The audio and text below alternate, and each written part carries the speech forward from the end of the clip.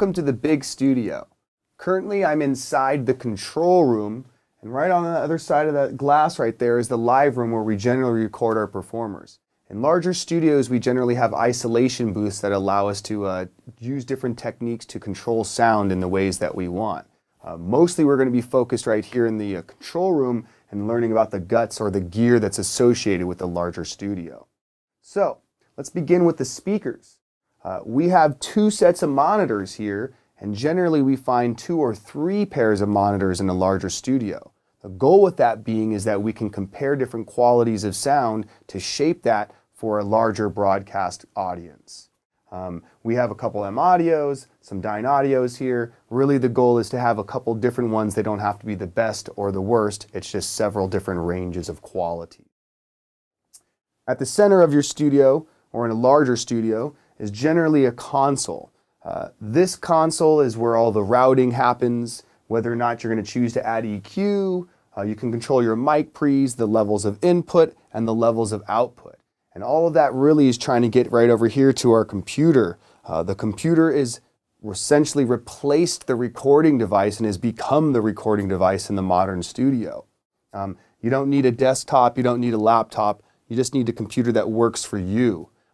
We use laptops here, some studios use desktops. This all is going to come together with your sound card right here. This actually allows us to have 24 ins and outs coming from the console from the live room, so we can actually record multiple musicians at the same time. And all of that is housed, and really in the guts of this is the patch bay. And really what the patch bay allows us to do is change the signal flow or the way components will talk to each other. The patch bay is similar to your DAW's I/O section. We just physically use cables to do some of that rerouting.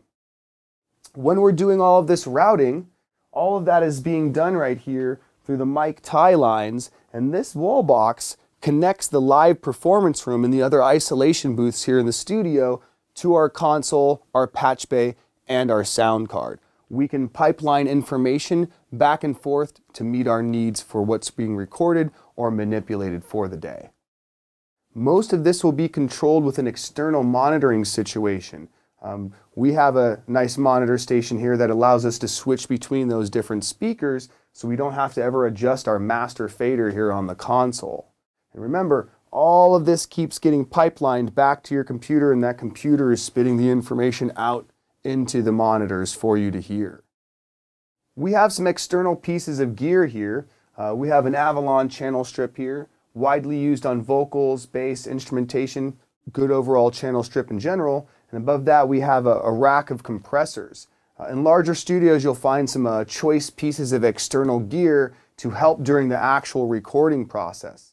You can't say they're necessary, but they definitely do help out when you're looking for a big robust sound.